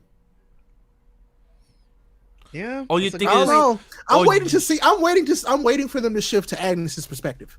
Like, I know we have to get that at some point. Yeah, because we need to see Agnes' house, or to see, because we saw her doorstep, we saw her car, but we didn't see her husband. We didn't see like the car itself. It was anybody there? So that means her husband was probably home. Well, and then remember when Vision was talking to his neighbor over the hedge, and he was like malfunctioning, and she came over and kind of like said something to put him back on track. Yeah, you remember that? Yeah. Agnes has definitely been using magic, and we just haven't seen it. Oh yeah, she's definitely using magic for sure. Yeah, but as far as the cuts, like, I still think it's Wanda still in like full control. Yeah, I think it's both of them. But Mephisto is doing something. Like, there's certain things that they allude to in this episode that Wanda isn't in control of. She's not. That's what I'm saying. She's not in complete control. So, but at the same time, she knows because again, Hayward, stupid. Why send a drone and then put a missile? He was asking for violence. He was asking for like, come back at me, bro. Yeah, come at me. It's typical white guy in charge military guy. That's literally what that move was. That was literally perfectly said, right? Because she came out murdered for it. Yeah, she came out said, she's like, you want to die. So she literally turned every gun at him. I will say one of the biggest flexes beautiful. We've seen. I mean, she always has the big flexes, apparently. But like, she came out there. And I love that she went out there herself, because she knew they can't do shit to hurt her. They're literally powerless against her. And also, when she left, she was wearing her red jacket and everything. She turned back to regular clothes too. Oh, by the way, did you notice? First time her accent's been back since Ultron movie. That's what I was gonna bring up. Her accent was there with her suit and everything, with her red jacket and everything. That made me happy, because I'm like, finally, you're giving this character back to this person. Like, thank you. Yes. Because, like back to her role. Like back to the role that she is, her origin. I'm like, please thank you for giving us this character of Wanda Maximoff back. Like, thank you, because it's a very good character. Please build it up, because I'm very happy that this is happening. So, because it's gonna make Wanda so much more like personable going forward, because I think that was the problem with most people. Is like, most people didn't know her And so when she came out and she's like super powerful and everybody likes her, like, why is she so strong? This, I feel like, it helped people like form, like normal people, quote unquote, form a connection with Wanda, because Wanda's a great character, and she's a great character because she's so relatable in so many different ways in terms of how she deals with grief and how she hurts like everybody else. And she's not afraid to show when she's hurting. And so what is she doing? She's taking control of the things that she can control, which is a lot more than most people right now. So, yeah, and that's what I wish Haywood would get, right. And he's like an Agent Ross type, where he just sees a weapon. It's like, dude, she's a human being who has exceptional powers. She lost her parents. She was trapped in a collapsed building for days. They changed their parents' names too. Yes, they did. Their parents' names are different now. Well, I mean, that's who they were in the MCU. So this is what I'm saying. I'm like, okay, yeah, that they changed their names. I'm like, that's fine. Okay. Let's see if she changes their names. Right. So, yeah. The one I'm curious to know is that since we saw again Pietro, how is that going to be connected to Magneto? Now that's going to lead into. I mean, we're all hoping that it is. Do we think that? But maybe it's not. You know, hey, if they could bring back Evan Peters as Pietro, do we think that we're going to see Michael Fassbender as Magneto for this? Patrick Stewart, not Fassbender. Because you have to think, right? Fassbender and McAvoy are the younger versions. We are in the MCU, we're in like 2023. Exactly. So he would be the old ass man. Yeah. It would make sense for it to be an older Xavier than a young one. That part doesn't make sense to me anyway. Yeah, you're right. That'd be cool. So that's why I would prefer if because I mean Fassbender is such a great actor. I still want him in the MCU just as someone different. I think we would benefit more from seeing older versions of Magneto and Professor Xavier. Yeah. Like they're not the focal points of this universe. So seeing them young and watching them grow, we don't benefit from that. Yeah, we don't need that anymore. We don't. Yeah.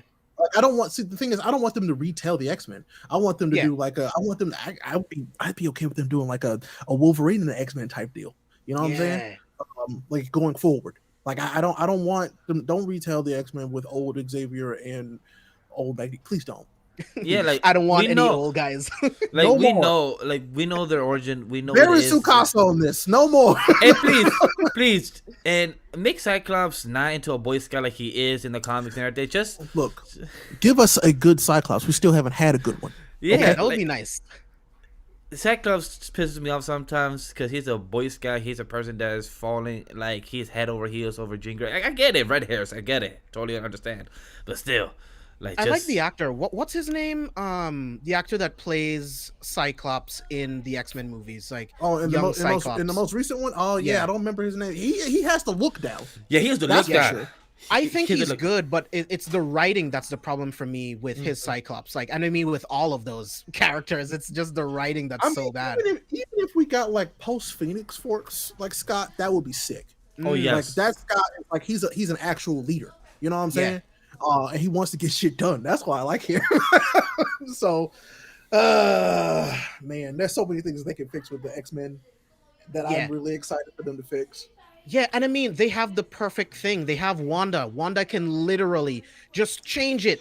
Whatever doesn't work, whatever might be a plot hole that doesn't fit, Wanda literally has the ability to warp reality. You can just fix it.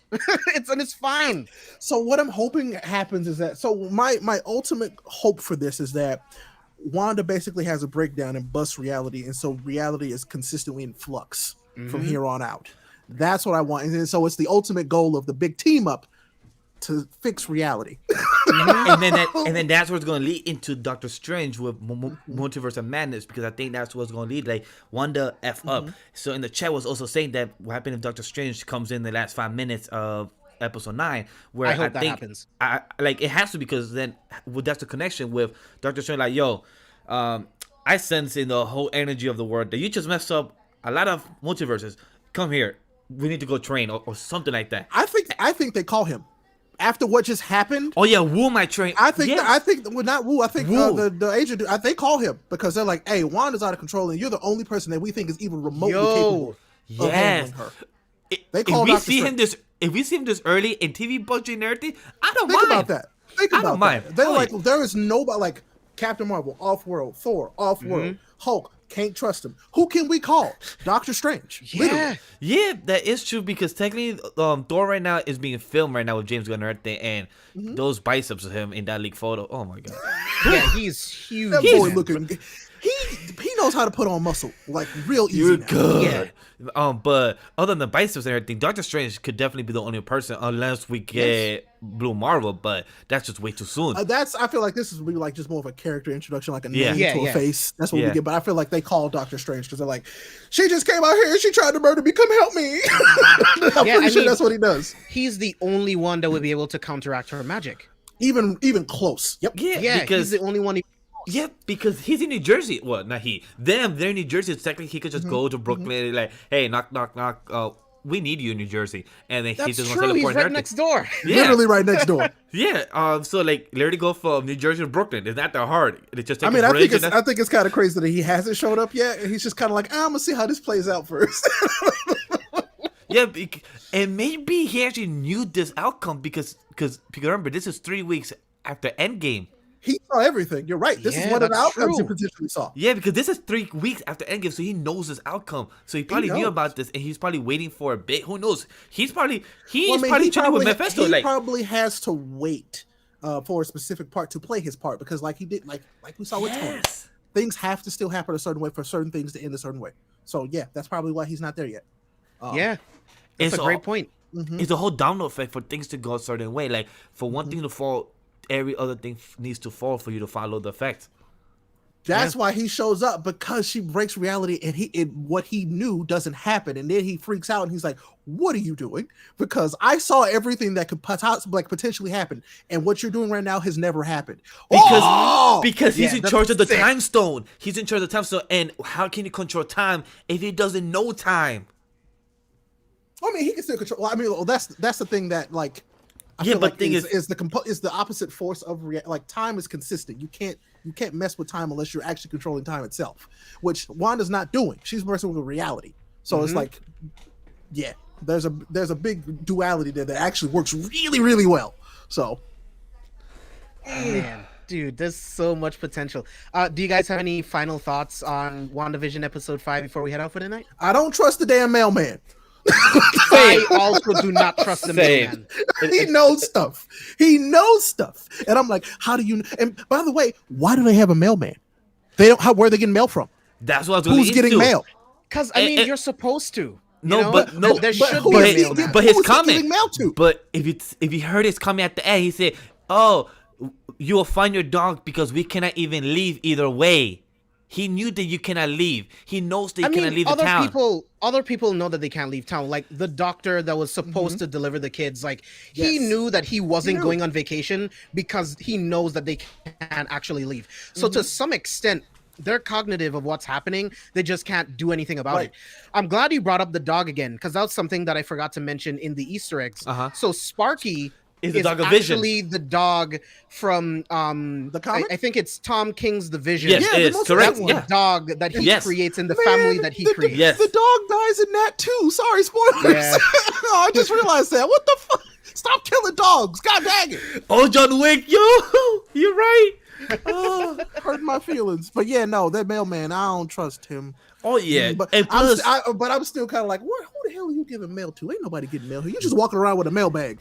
Yeah, and plus, mailmen, they know everything because they go to everybody's houses. They say hi to everyone. Mailmen are the most people that are part of the community. So mailmen know something. So that means that's the Mephisto. thing. If somebody was to be able to walk around inconspicuously and like also be everywhere all the time and be like, it's not weird for the mailman to be here, that's a perfect cover. So. Yeah. And my thing is like, why didn't Wanda also think to make kids for the neighborhood? Because Vision mentions that too. Like, there are no other kids besides our kids. And that's what made it super creepy when they started. Remember the For the Children chant? Because there ain't none. There's no that's what. But so I feel like that was. Oh, we can get real deep now. So that was, to me, was subliminal messaging for Mephisto. Wanda. Oh, Wanda? To make the children. Oh, for the children. That's true. To have children. Because I think that's Mephisto influencing her to have the children so that he can use them. Yeah, exactly. So he can take one. And he used them in the comics as well. So this could be a storyline because next week episode will be the Halloween episode where Vision goes dressed up as his old version. He already knows that Agatha has influenced Wanda. He can't get to her no more, but he can influence a kid. Question. Do you think in next episode Halloween special, do you think that somebody would dress as the devil as Mephisto? Yes. Because absolutely gotta happen. There's always a devil version. And do you think that's when we see Ralph? Yes. Dude, Agnes in this Halloween episode is dressed up like a witch. Like she is. And Ralph will definitely be dressed up as the devil because he is Mephisto, bro. Yep. Oh my god. Oh man. But real quick, I want to talk about Paul Bettany's acting The mailman killed the dog. Because he was walking that way. He was walking raggedy that direction. That would be I could play that clip right there. That would be messed up. No, it can actually be true because he was coming from that direction. And he said, I hope you find it. That would be really messed up. Holy shit. Wow. But also, wait, James, quick thing. Also, what did you guys think about WandaVision almost about a fight? Because Vision actually was screaming in that scene, right? Like, Wanda, I'm tired of you, you can't control me. And then Wanda goes up like, you think I can't? Like, they both were like about a fight in that scene. Yes, it's a marriage story, 2023. Yeah. It made sense. I wish you were dead. I am dead. Exactly. It made sense because Vision is legitimately having a crisis of identity. He's I have an idea of who I am, but I don't know who I am. Because he don't know his memories. That makes sense. I mean, like I said, for an AI to have a hard stop in its programming, that's weird for it. And so that's why, of course, he figured out the cycle is really weird. Like he noticed the cycle immediately. And so man. Yeah, I was just gonna add to that. Like Paul Bettany's acting in that scene was amazing. He's like, so good. Norm has a family. There's people looking for him, and who knows? Even maybe to his family on the outside, Norm doesn't even exist anymore. He's probably dead. Because remember in the last episode, the cops didn't even know that that Westview even existed.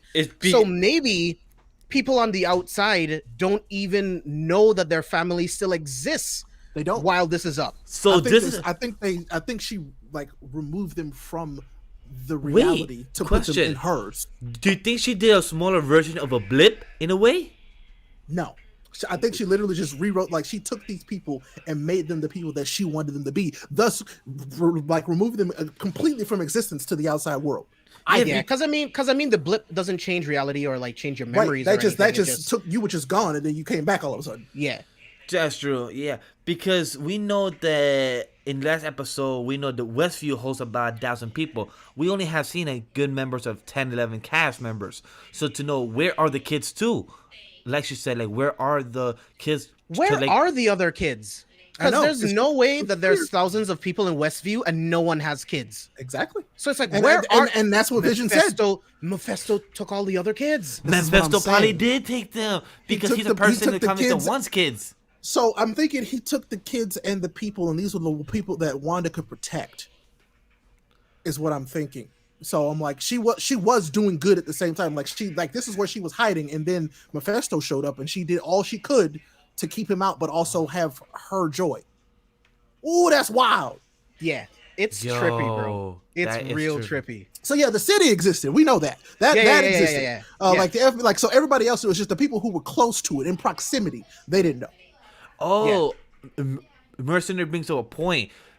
Evan Peters' version of Quicksilver came from the 80s in the X-Men movies as well. That he did. So that's probably why they also chose this version for the 80s. Why. So maybe it makes sense. So maybe the MCU version still may come back for the present time. I'm just saying, who knows? No, bro, he did. I disagree with that. He did. I don't think so, because there's this small clip where they're playing footage from before the event of Age of Ultron, where Wanda is protesting. Yes. They cut Pietro out of that scene. They cut Aaron Taylor Johnson completely out of that scene. So they did it on purpose because they don't plan to bring him back in. Man, that sucks. Yeah. I'll be honest though, this is probably the better outcome. I'll be very honest. For sure. Me too. The benefits outweigh anything that I want. Because I said, go ahead. No, I was telling my wife immediately, Evan Peters just fits with this cast dynamic so much better. Yeah, as an actor, he just does. And plus, the character of the version of MCU in the Age of Ultron where he tells people, I forgot when he told Hawkeye like, "Oh, am I too fast for you?" And then 20 minutes later, he got killed by some bullets when he said to 20 minutes ago, "Hey, I'm too fast for you." I'm like, we're not going to talk about that. That was bad writing. They planned to kill him, and that's how they decided. Look, I don't want to talk about that. That was not very good. Don't worry. No. Me and James talked a good 20 minutes about that last week with Chris, but it was just very disappointing. But I remember. I like what Donzo said. Donzo, that's what we did. We blew your mind, and we trust me. Ray said some stuff that I didn't even think about. James said some stuff that I didn't even try to think about. So like, this is the point of the show, that we all have different visions and all different thought process of how we see the show. And you, chat, is part of this as well. I mean, this is, you know, y'all know this is funny. Like, y'all know this, but like, I'm very big comic book head. Like, most people don't know that. I have a vast comic book knowledge of this because now I just talk about anime and manga more. But like, all this stuff I read, 15, 20 years ago. But, it's fine. So. This is why I wanted Ray on the show. Like, I know Ray's a comic head, so I know he would bring the deep cuts, definitely. Pedro, if the mailman brought back the dog to tempt them into showing, like, what, like, Wanda's potential powers could do, and then, like, knowing that Billy also has hex powers, dude, that's messed up, bro. That's real messed up. That's real, because they buried that dog.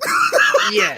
So yes, because Vision said it. I never thought I would have a dog and then bury him the same day. And no lie, that scene also got me because we just had to put our dog away a couple months ago. So it was like, damn, that scene got me a bit, because just to see putting a dog away, like, damn, that kind of hit me a bit home. Yeah. But man, I love this episode. It was very, like, this whole show is just completely surprised me.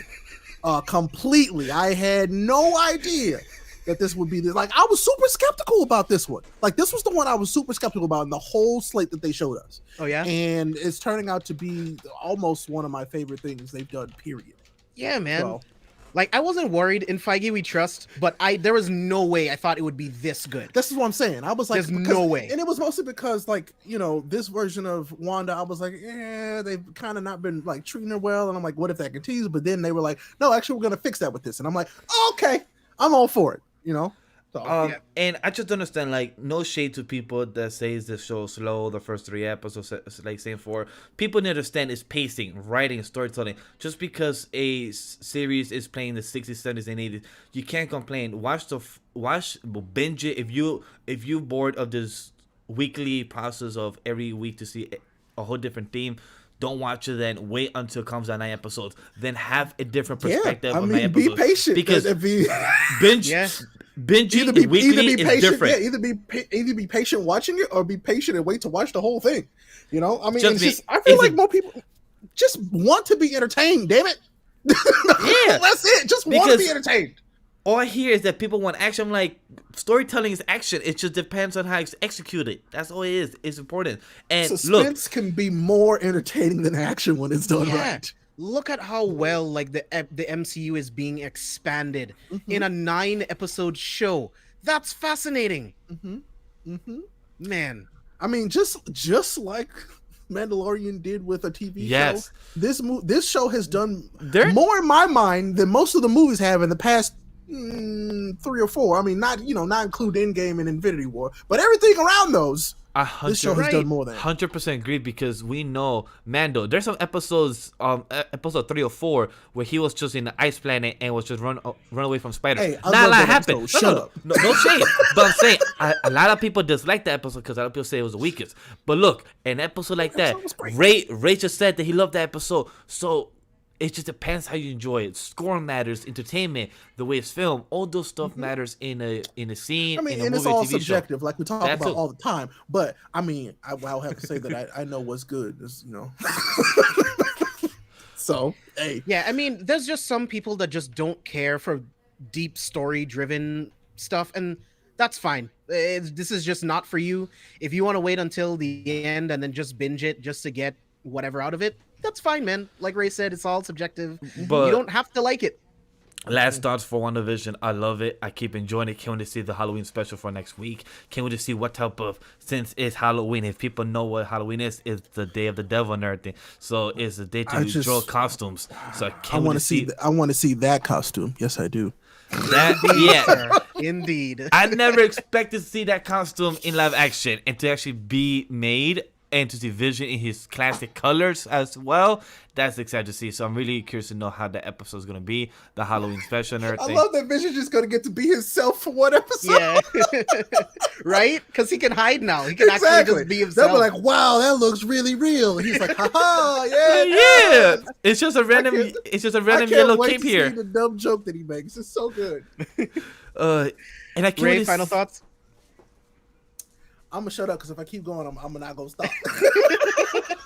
Vash, what are you gonna say? I was gonna say I can't see Agnes as a witch because if you have seen a trailer where Agnes tells, "Hey Vision, you're dead too," and the Vision is like, "Wait, what you talking about?" So I can't see those extra 4-4 breaking and for Vision slowly to start to realize that, like James said much earlier, that he's an AI, he's a smart intelligence where he can actually figure out and maybe bring back his own memory, know that he actually died by getting the Infinity Stone put out of his head, so he doesn't really have that yellow gem. So I wonder if he's gonna actually, like, what is he gonna realize? Is he gonna go mad? Is he gonna become like a whole Terminator? What's gonna happen in that storyline for him? Yeah, like I don't have any expectations. I don't have any like crazy theories going into this next thing, but I'm just very curious to see where we go with episodes 7, 6, 7, 8, and 9. Like we are in for a treat with these last 4 episodes. They've described the last 3 episodes to be like an MCU movie, so I can't wait for this. So this was episode 8, right? 5. Yeah, so there's 9 total. So there should be 4 left. So the next episode should be in the 90s. Yeah. And then the 2000s. And then the late 2000s. And then current. Yep. Oof. Exactly. Kevin Feige's a genius, bro. They thought this out so meticulously. That's going to be wild. I can't wait. So yeah, I want to come back and talk about the end of the season. So yeah, put me down for that one. Yeah, we'll definitely have you back for that season finale. I actually want to try to have multiple guests on for that season finale because there is going to be so much to talk about on that episode. But Ray, thank you so much for being here. You will definitely be on many future episodes of Villains.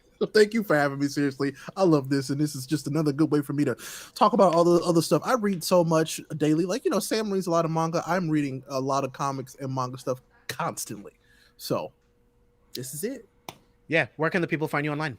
Well, I am actually RayApollo everywhere. I mean, and it's real easy. Let me tell you, one of them is a clown, one of them's not. I am not a clown. But he is a Tifa cosplayer. Shut up. Anyway, so yeah, RayApollo. Any way you want to find me. Don't follow me on Instagram. I barely use it. So follow me on the good places where I actually use stuff like YouTube, Twitter, and Twitch. That'd be great. And you'll have a good time. I promise. So, yep, that's where you can find me. Vash? It's always a great privilege to be here every week because I can actually get back into comics, like Ray said, because comics is something that I grew up with first before actually reading manga. So to actually get into comics again is a great privilege because to get back here with James every week, talk about WandaVision, the news, and do this like me and him been wanting to for a long time. So it's a privilege to be here and an honor for you guys to be on the live chat all the time and listen to us on the audio version as well. And you can find me always on Animated Lady content on the main channel. For there, you can find us every week. And tomorrow, 24 hours from now, you'll be having a D&D version of me, Ray, Sam, and a other bunch of podcast community people. So definitely check us out there. Yeah, guys, thank you so much for being here. Ray, you've been on shows all week. You were even doing a stream before this show. So I appreciate you showing up and being able to make the time and be here. Like I said at the beginning, make sure you guys follow and subscribe to Ray on Twitch. He is legit one of my favorite Twitch streamers on right now. Watching Ray is so much fun to watch. So please support him. Please support us over at Anime Lately. We talk about anime and manga all the time. You guys know where you can find me, all of my socials, everything. All of our socials are going to be in the description below. Chat, thank you guys so much for showing up. You guys make this show for me. I love talking to Vash and any guests that we have, but talking to you guys every single week, you guys make the show for me. This is the reason why Vash and I wanted to even do this show live to begin with. So again, and I will say this for every single episode, thank you guys so much. So yeah, man, we're going to wrap it up here. Chris Conkling is going to be back on episode 5 of Villain so that we can talk about episode 6 of WandaVision. So I hope like to him. see you guys. Yeah, he's awesome. He's a good guest. I like him. Yeah, And by so the way, he's going to be back. I was gonna say we don't know if we will be live next week Friday since the event has the weekend, so we might be live that Monday. Is what you spoke about, right? Yes, so we might be live that Monday. Stay tuned to C4 Spoilers on Twitter. I will be keeping you guys updated on when we will be going live for that next episode. But yeah, man, thank you guys so much for being here, and until the next time, see you guys.